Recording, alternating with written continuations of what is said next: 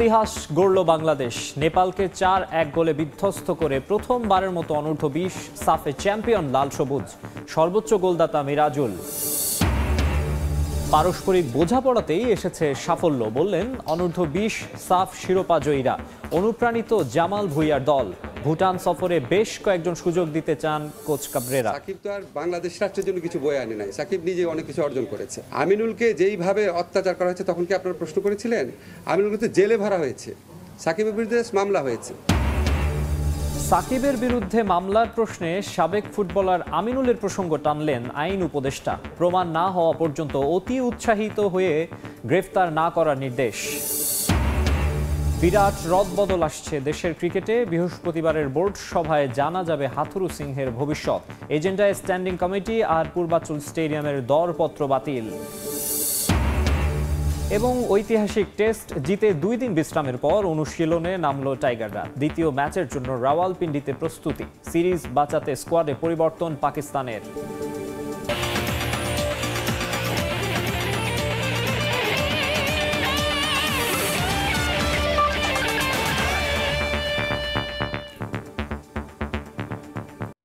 সাফ অনূর্ধ্ব-২০ চ্যাম্পিয়নশিপ নিয়ে কথা বলতে আজ আমাদের সঙ্গে স্টুডিওতে উপস্থিত আছেন জাতীয় দলের সাবেক footballer Zahid Hasan Emily. Emily ভাই, আপনাকে স্বাগত।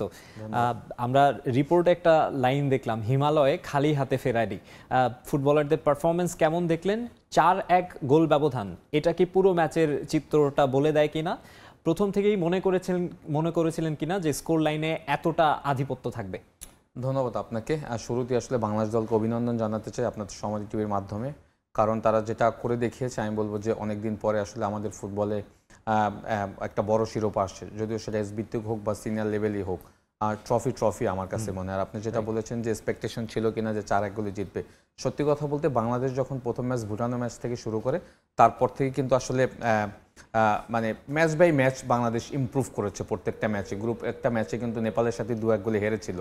তো তারপরে আসলে আমার কাছে মনে হচ্ছে যে বাংলাদেশ ইন্ডিয়াকে হারার পরে আপনি দেখেন বাংলাদেশ আসলে মেন্টালি যে স্ট্রং, মানে মেন্টাল স্ট্রেংথটা যে তৈরি করেছে, ওইটা আসলে আজকের ম্যাচের প্রতিফলন।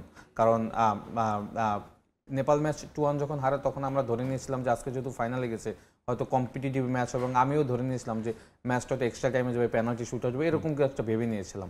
বাট যেটা হয়, আপনার দলে যখন অনেক ম্যাচ উইনিং প্লেয়ার থাকে, অনেক গোল করা প্লেয়ার থাকে, তখন কিন্তু আসলে এবং ম্যাচ ডেতে যদি আপনি পুরোপুরি পারফর্ম করতে পারেন, তখন কিন্তু আসলে প্রবলেমটা হয় না। আপনি দেখেন আজকে 4টা গোল যে হয়েছে, তারা 4টা গোলই কিন্তু স্ট্রাইকাররা করেছে, নোভা, রাহুল এবং আপনার মিরাজ। আমি বলবো যে খেলা মোমেন্টামটা দিয়েছে। আপনি দেখেন শুরুটা যদি দেখেন, নেপাল 2টি গোল করেছেন, একটা অ্যাসিস্টও আছে।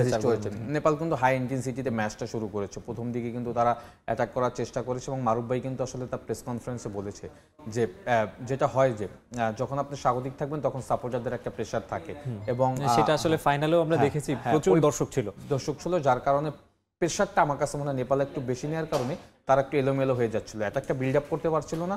হাই ইন্টেন্সিটি ছিল ম্যাচে, বাট যেটা হয় যে আপনি যদি হাই ইন্টেন্সিটির সাথে যদি ম্যাচ বিল্ড আপ ঠিকঠাকভাবে না করতে পারেন, তখন অপোনেন্ট কিন্তু আসলে তার কৌশল বদলাবে, যেটা মারুফ ভাই করেছে, এবং কৌশল বদলেই কিন্তু বাংলাদেশ অ্যাটাকে গিয়েছে। এবং যেটা হয় যে আপনি এক্সট্রা টাইমে যখন এত অসাধারণ একটা গোল হবে, তখন কিন্তু খেলার প্যাটার্নটা এবং মোমেন্টামটা পুরোটা আপনার দিকে চলে আসবে। তো আমি বলবো বাংলাদেশ দল এরপর থেকে আসলে কোনোভাবেই নেপালকে খেলায় ফিরতে দেয়নি।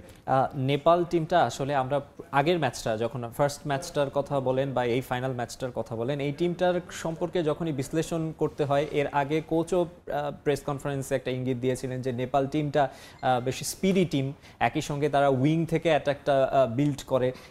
আপনি যেটা বললেন যে কোচ মারুফুল হক উনি তার স্ট্র্যাটেজিটা বদলেছিলেন, আসলে ওই জায়গাটা একটু বিশ্লেষণ করবেন। কি স্ট্র্যাটেজিতে বাংলাদেশ গিয়েছে? আমরা দেখেছি ফাইনালে ফার্স্ট হাফে অনেকটা সময় পর্যন্ত আসলে নেপালকেই বলতে হবে যে তারা এগিয়েছিল। দেখেন, অপোনেন্ট যখন খুব হাই ইন্টেন্সিটি, বা আপনি যেটা বললেন যে খুব দ্রুত সাথে যখন অ্যাটাকগুলি বিল্ড আপ করবে, তখন আপনাকে খুব কুল এবং পেশেন্ট থাকতে হবে, কারণ ওইগুলিকে আপনাকে সামাল দিতে হবে। আপনি যদি সাথে সাথে কাউন্টার প্রেসিংয়ে যদি আপনি হাই ইন্টেন্সিটিতে অ্যাটাকে যান, তখন আপনি বিপদে পড়তে পারেন। এবং মারুফ ভাই খুব ভালোভাবে ম্যাচটা রিড করতে পেরেছে। যখন দেখছে যে নেপাল খুব হাই ইন্টেন্সিটি এবং খুব দ্রুত গতিতে অ্যাটাকে আসছে, তখন সে যেটা করেছে ওইগুলিকে খুব কাম এবং কুলভাবে তার প্লেয়াররা সামাল দিয়েছে।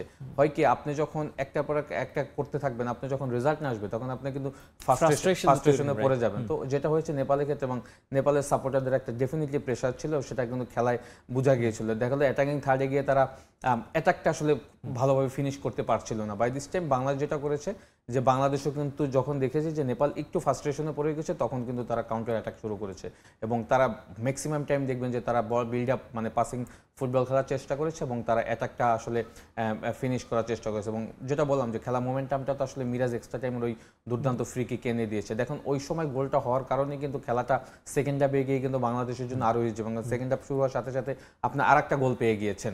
এইটা আসলে খেলাটা একদম বাংলাদেশের দিকে নিয়ে গেছে। তো আমি বলবো যে বাংলাদেশ এই দলটাতে আসলে অনেক ট্যালেন্ট প্লেয়ার আছে। আমরা তো আসলে যারা গোল করে তাদের সবসময় ফোকাসে থাকে। আপনি যদি গোলকিপার আসিফকে দেখেন, আপনি যদি দেখেন শ্রাবণের জায়গায় নেমে কিন্তু সে ভারতের ম্যাচটায় এবং ফাইনালে নিয়ে আসছে। সুতরাং আপনি তো পিছনের দিকে তাকাতে হবে, কারণ ফাইনালে না আসলে তো আপনি চ্যাম্পিয়ন হতে পারতেন না। সো ওই ম্যাচটাও কিন্তু টার্নিং পয়েন্ট ছিল বাংলাদেশের জন্য এবং আমি বলবো যে মিডফিল্ডে যদি দেখেন মিডফিল্ডার আসলে যেভাবে প্রোটেক্ট করেছে, কারণ অপোনেন্ট যখন খুব হাই ইন্টেন্সিটি ম্যাচ খেলবে তখন আপনার সেটা প্রোটেক্টটা কিন্তু মিডফিল্ড থেকে করতে হবে। আমার মনে হয় যে বাংলাদেশ দল সেটা বেশ ভালোভাবে করেছিল এবং ডিফেন্স লাইন সলিড ছিল, কারণ আপনি দেখবেন নেপাল অনেকবারই কিন্তু বক্সের ভিতরে ঢুকে গিয়েছিল। শেষ মুহূর্তের সময় কিন্তু আপনি দেখবেন তারা মানে ক্লিয়ারেন্সগুলি বেশ ভালো ছিল। ওভারঅল একটা টিম এফোর্ট। কোচ মারুফ ভাইকে আমি বলবো যে দুর্দান্ত একটা এফোর্ট দিয়েছে, কারণ বেশি একটা সময় পায়নি। সে আসলে দলটাকে গুছিয়ে নিয়ে আমি বলবো যে match by match Bangladesh improve করে আসলে এই টুর্নামেন্টটা চ্যাম্পিয়ন হয়েছে। আমরা আবারও কথা বলবো আমাদের আজকের অতিথি জাহিদ হোসেন এমিলির সঙ্গে। এমিলি ভাই, পুরো বাংলাদেশে আসলে একটা নতুনের জয়গান বলবো আমরা। ক্রিকেটে যেমন দেখলাম যে রাওয়ালপিন্ডিতে বাংলাদেশ প্রথমবারের মতো পাকিস্তানকে হারিয়েছে, এরপর সাফ সেটা হোক যুব পর্যায়ের, তারপরও বাংলাদেশের জন্য এটা কত বড় অ্যাচিভমেন্ট। এর আগে এই যুব পর্যায়ে বাংলাদেশ দল আসলে আরও 5বার ট্রাই করেছে, কিন্তু এই শিরোপা জেতা হয়নি। অনূর্ধ্ব 18-তে 2বার, 19-এ 2বার, 20-এও এর আগে একবার ফেল করেছে, কিন্তু এই ষষ্ঠ চেষ্টায় এসে বাংলাদেশ সাফল্য পেল। দেখেন, স্পোর্টস একমাত্র ইভেন্ট যার মাধ্যমে আপনি বিশ্বকে জানান দিতে পারেন যে আপনি আসলে সারা বিশ্বকে কিন্তু একত্রিত করতে পারেন। তো সেই জায়গা থেকে আপনি যেটা বলেছেন যে ক্রিকেট জিতেছে, নতুন একটা উদ্যমে বাংলাদেশ এস ভিত্তিক দল আন্ডার-20 সেটাও তারা চ্যাম্পিয়ন হয়েছে। এখান থেকে প্রমাণিত হয় যে বাংলাদেশ যে আসলে আগামী দিনগুলিতে আসলে নতুনদের মাধ্যমে যে মানে খুব ভালোভাবে এগিয়ে যাচ্ছে, সেটা কিন্তু তারা শুরুটা বেশ ভালোই করেছে। তো সেই জায়গা থেকে আমি বলবো যে এটা জাস্ট শুরু, বাট আমার কাছে মনে হয় যে এইটার আর কনসিস্টেন্সিটা আমাদের বজায় রাখতে হবে প্রত্যেকটা সেক্টরে। কারণ আমরা জানি স্পোর্টস একটা এমন একটা মাধ্যম যার মাধ্যমে আপনি সারা বিশ্বকে খুব তাড়াতাড়ি কিন্তু আপনি কানেক্ট করতে পারবেন, ইনভলভ করতে পারবেন। তো সেই জায়গা থেকে আমি বলবো যে ফুটবল আসলে আমরা অনেক দিন ধরেই কিন্তু জানেন যে আমরা বড় কোনো শিরোপা জিততে পারিনি। মেয়েদের সাফের পরে আসলে 22-এর সাফের পরে আবার 2024-এ এসে আন্ডার এস ভিত্তিক দল একটা বড় শিরোপা জিতেছি। এটা আমি বলবো বড় শিরোপাই, কারণ এই প্লেয়ারাই কিন্তু কিছুদিন পরে জাতীয় দলে আপনাকে সার্ভিস দিবে। সুতরাং যদি এদেরকে আপনি প্রোটেক্ট করতে পারেন, এদেরকে যদি আপনি ফ্যাসিলিটিস দিতে পারেন, আমার মনে হয় যে প্লেয়াররা কিন্তু, কারণ অলরেডি কোচ কিন্তু বলেছে যে বেশ কিছু প্লেয়ার এখানে সিনিয়র জাতীয় দল যাবে। সুতরাং ওভারঅল আমি দেখছি ভালো একটা সম্ভাবনা রয়েছে, বাট ইট ডিপেন্ড করে যে আসলে আমরা তাদেরকে কিভাবে নার্সিং করবো। এস ভিত্তিক দল বাংলাদেশ সবসময় ভালো করে, বাট যেটা হয় যে নার্সিং এইটার মানে পরিকল্পনাটা কিভাবে করা যায়, মানে আপনাদের তরফ থেকে, আপনারা যারা সাবেক ফুটবলার আছেন, এই মুহূর্তে যেহেতু সবখানে একটা পরিবর্তনের ডাক আমরা দেখছি, নিশ্চয়ই ফুটবল ফেডারেশনেও পজিটিভ কিছু চেঞ্জ আসবে বলে আমরা আশা করি।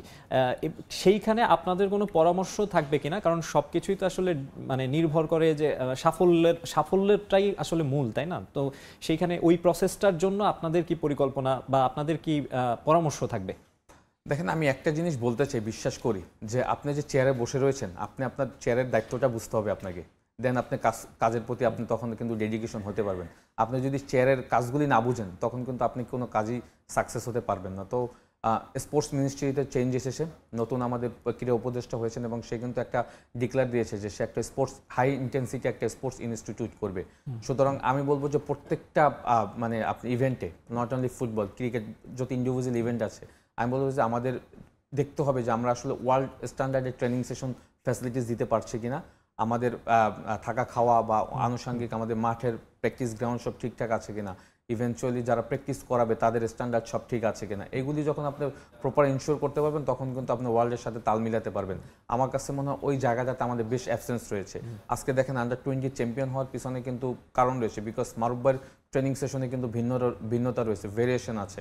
তো ওই জায়গার কারণেই কিন্তু দেখবেন যে আজকে তারা চ্যাম্পিয়ন হয়েছে। সুতরাং আমি বলবো যে আমাদের যে জুনিয়র লেভেল আছে তারা যে আসলে কোন জায়গাতে ট্রেনিং করে, তাদের ফ্যাসিলিটিস কি, তাদের ট্রেনিং সেশন কারা করায়, কোচের লেভেল ঠিক আছে কিনা, প্লেয়াররা আসলে ভালো মাঠ পাচ্ছে কিনা, এইগুলি যদি আপনি প্রপার ইনশিওর করতে পারেন, আমি মনে করি যে আমাদের দেশের যে ট্যালেন্ট আছে, আমরা স্পোর্টসের প্রতি যে আমাদের ডেডিকেশন আছে, ভালোবাসা আছে, নতুন স্পোর্টস মিনিস্ট্রিতে যে চেঞ্জ আসছে, তারা সবাই মিলে যদি আমরা কাজ করতে পারি, আমার মনে হয় যে আমরা এগিয়ে যাব। এখানে আসলে ক্লাব কাঠামোকেও আসলে অনেক বেশি, এগুলি কিন্তু সবকিছু এর ভিতরেই, কারণ ফুটবল ফেডারেশন আসলে প্লেয়ার প্রডিউস করে না, প্লেয়ার প্রডিউস করে কিন্তু ক্লাবগুলি, বাট ফুটবল ফেডারেশনের গাইডলাইন থাকতে হবে।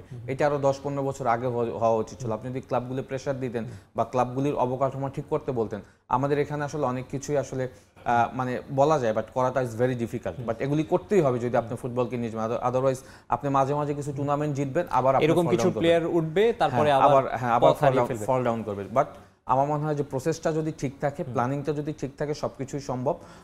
যেটা বললাম যে ক্লাব ফুটবলকে মাস্ট ডেভেলপ করতে হবে, এবং ক্লাব ফুটবলে আমি মনে করি যে ইনশিওর করতে হবে যে তাদের প্রত্যেকটা ক্লাবে জুনিয়র দল আছে কিনা। যেহেতু একটা নতুনত্ব আসছে, আমার কাছে মনে হয় যে স্পোর্টস মিনিস্ট্রিতে কিন্তু অলরেডি বলেছে যে প্রত্যেকটা ফেডারেশনে কিন্তু একটা সার্চ কমিটি থাকবে, যে তারা আসলে কাজগুলি প্রপার করছে কিনা। এটা থাকা খুবই জরুরি, এবং প্রত্যেক বছর আসলে তাদের কাছে একটা প্রতিবেদন দেওয়া উচিত যে এই ফেডারেশনগুলি আসলে এই কাজগুলি ঠিকভাবে করছে, এই কাজগুলি করছে না। তখন কিন্তু আপনার জবাব দিতে হবে, তখন আপনার কাজের প্রতি এই জবাবদিহিতার কালচারটা আসলে খুবই গুরুত্বপূর্ণ। আপনি যেটা বললেন যে 10-15 বছর আগেই হয়তো শুরু করা উচিত ছিল, তারপরেও বলবো ইটস নেভার লেট। আপনাকে অনেক ধন্যবাদ আমাদের স্টুডিওতে এসে সময় দেওয়ার জন্য। ধন্যবাদ। ক্রিকেট জাতীয় দলের সাবেক অধিনায়ক সাকিব আল হাসানের বিপক্ষে মামলা হলেও প্রমাণ না হওয়া পর্যন্ত অতি উৎসাহী হয়ে গ্রেফতার না করতে আইন শৃঙ্খলা বাহিনীকে নির্দেশ দেয়া আছে, জানিয়েছেন আইন উপদেষ্টা ডক্টর আসিফ নজরুল। তবে হত্যা মামলা ছাড়াও সাকিবের নামে অর্থ আত্মসাতের বিষয়ে দুর্নীতি দমন কমিশনকে তদন্তের জন্য আবেদন করা হয়েছে। আমিনুলকে যেইভাবে অত্যাচার করা হয়েছে তখন কি আপনারা প্রশ্ন করেছিলেন? আমিনুলকে তো জেলে ভরা হয়েছে।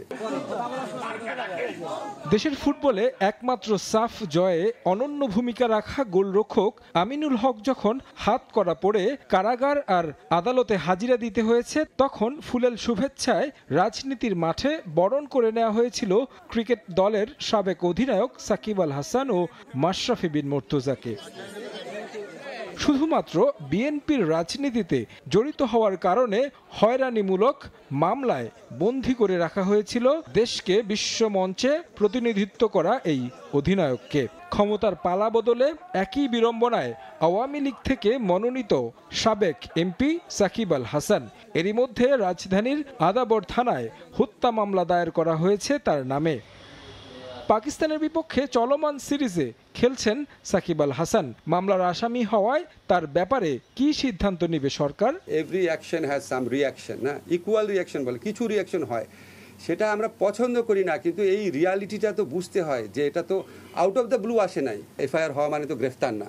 আমি আশা করি সাকিব গ্রেফতার হবে না, এবং আমাদের পুলিশ বাহিনীকে আমি যতদূর জানি এরকম একটা ইনস্ট্রাকশন দেওয়া আছে যে অবিশ্বাস্য, অ্যাপারেন্টলি খুব অবিশ্বাস্য কিছু হলে যতটা পারা যায় আইনগত সীমার মধ্যে থেকে রেস্ট্রেইন দেখানোর জন্য আর কি। সাকিবের ব্যাপারে নমনীয় হলেও আইন উপদেষ্টা স্মরণ করিয়ে দিলেন তৎকালীন আওয়ামী লীগ সরকার কিভাবে ফুটবল দলের অধিনায়ককে হয়রানি করেছে। সাকিব তো আর বাংলাদেশ রাষ্ট্রের জন্য কিছু বয়ে আনে নাই, সাকিব নিজে অনেক কিছু অর্জন করেছে। আমিনুল তো বাংলাদেশ রাষ্ট্রের জন্য পুরস্কার বয়ে এনেছে। সব কিছুর জন্মদাতা হচ্ছে আওয়ামী লীগ। আমিনুলকে গ্রেফতার করা হয়েছে, দিনের পর দিন জামিন দিচ্ছিল না, দিনের পর দিন জামিন দিচ্ছিল না। আমি নিজে শুধু প্রথম আলোতে কলাম লিখেছি, আমি আপনাদের কাউকে লিখতে দেখি নাই। আপনাদের পত্রিকায় একটা জাতীয় দলের বাংলাদেশ চ্যাম্পিয়ন হয়েছিল সাব গেমসে, তার ইয়েতে চ্যাম্পিয়নশিপে গ্রেফতার করেছে, মামলা গ্রেফতার, দিনের পর দিন জামিন রিজেক্ট করেছে। সাকিবের বিরুদ্ধে শুধু মামলা হয়েছে।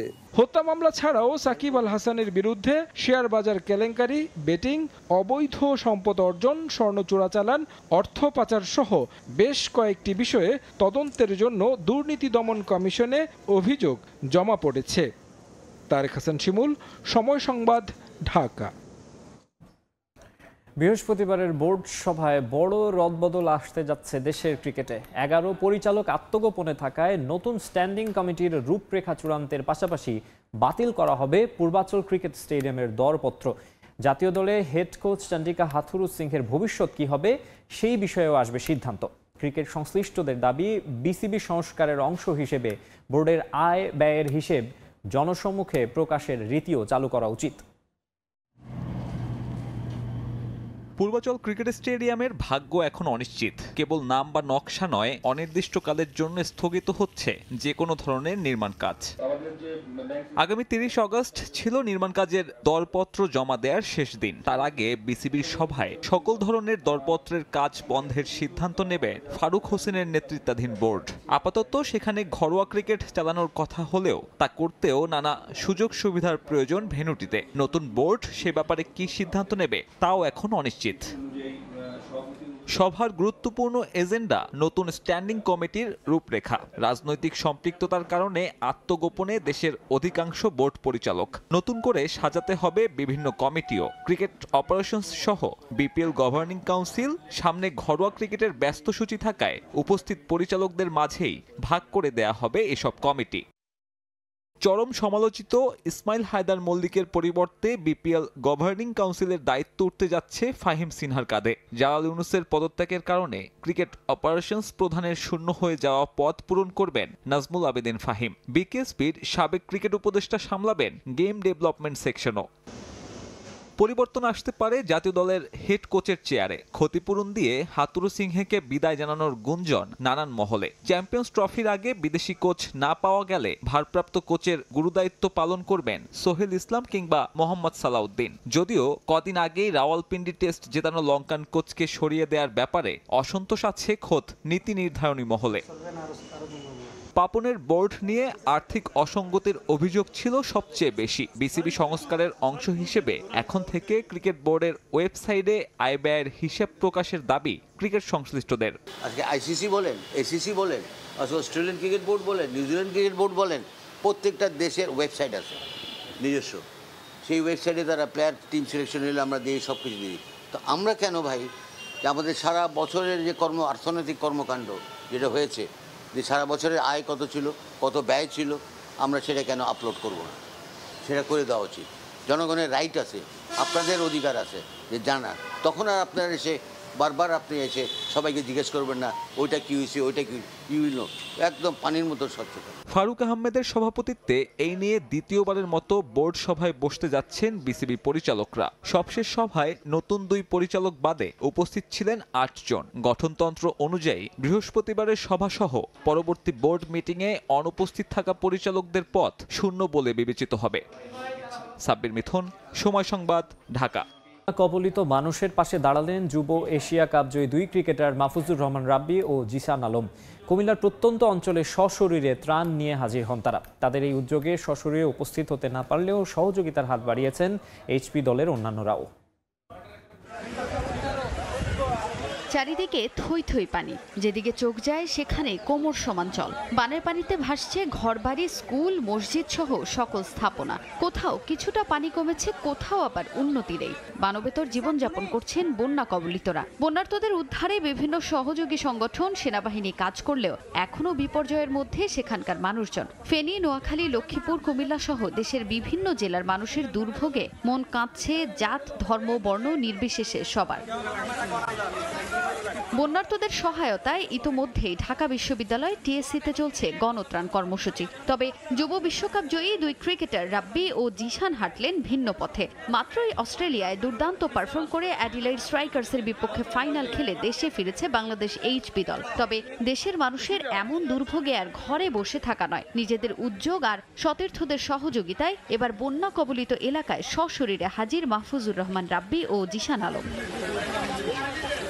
দুর্গত এলাকা কুমিল্লার 14 গ্রামের ধোরকড়ায় শুকনো খাবার, পানি সহ ত্রাণ নিয়ে হাজির এই 2 ক্রিকেটার। সেখানে উপস্থিত হতে না পারলেও সতীর্থদের মাধ্যমে সহযোগিতা পাঠাতে পিছপা হননি আবু হায়দার রনি, রিপন মণ্ডলরা। স্থানীয় সামাজিক সংগঠন মিলেনিয়াম ফ্রেন্ডসের সহযোগিতায় বাড়ি বাড়ি গিয়ে ত্রাণ পৌঁছে দেন তারা। প্রত্যাশা, এই উদ্যোগে কিছুটা হলেও ঘুঁচবে মানবেতর জীবনযাপন করা বন্যা কবলিতদের দুর্ভোগ। যেহেতু আমাদের দেশের এরকম একটা দুর্যোগ এসেছে, তো আমার কাছে মনে হলো যে না, কিছু একটা করা উচিত আমাদের থেকে।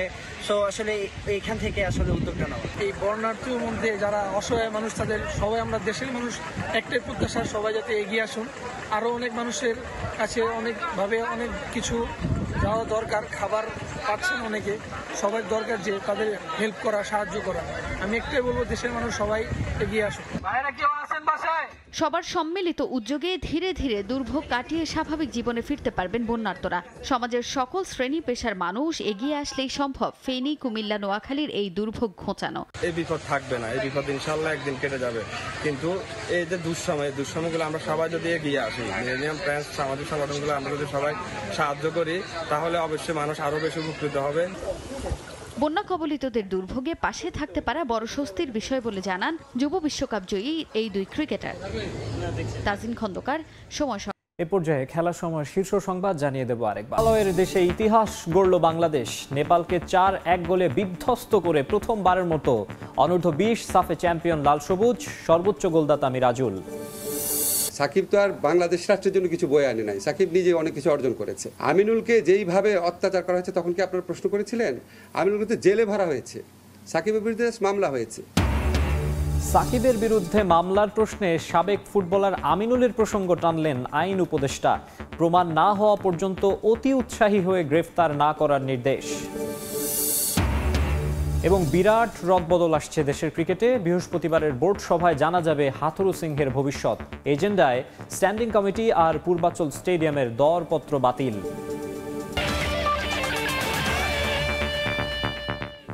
এই ছিল খেলার সময়ের এখনকার আয়োজনে। সঙ্গেই থাকুন সময়ের।